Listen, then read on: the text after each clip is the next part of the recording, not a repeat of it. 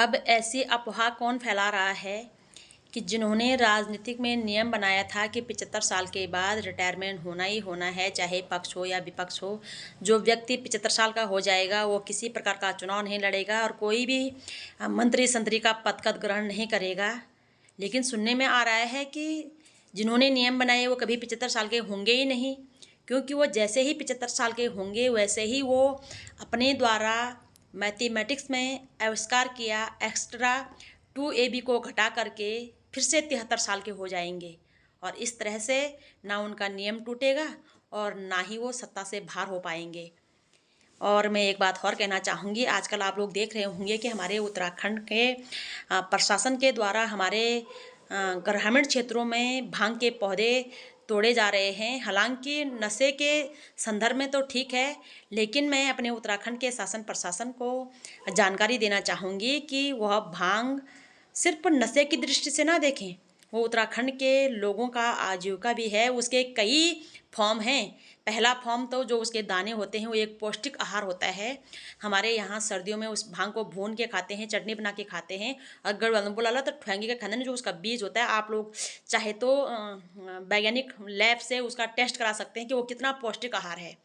दूसरा जो भंगुल होंदो वे भंगुलला हमारे लोग बाग जुड़ बढ़दा और गोर भैंस होता है ना, जंगल बटन घास लखड़ लेना तई रस्सी बटदा है ना। तीसरा जो भंगट होंदो वे भंगटल लखड़ पर आग जगोनार के लिए छिल छुल तो कुछ डाल पता हम छिल लिया नहीं ना, तो वे भंगटल हम लोग आग जगोना है ना।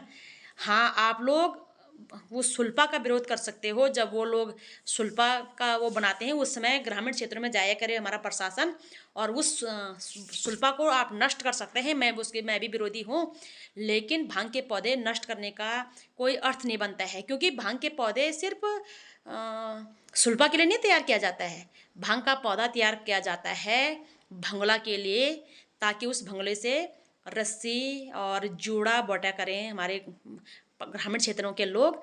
और सेकंड भंगोटा होता है जो उससे आग जलाने का काम आता है। थर्ड जो भांग के दाने होते हैं सर्दियों के समय पे उसको भूनते, वो गर्म होता है, उसको भून कर खाते हैं, चटनी बना करके खाते हैं और हमारी माताएं बहनें उसे ठोंग कर भी खाते हैं। और आप लोग उस भांग के दाने का लाइव क्या बोलते हैं उसके लिए वैज्ञानिक टेस्ट कराएं। आप देखेंगे कि उसमें कितना पौष्टिक आहार वो है।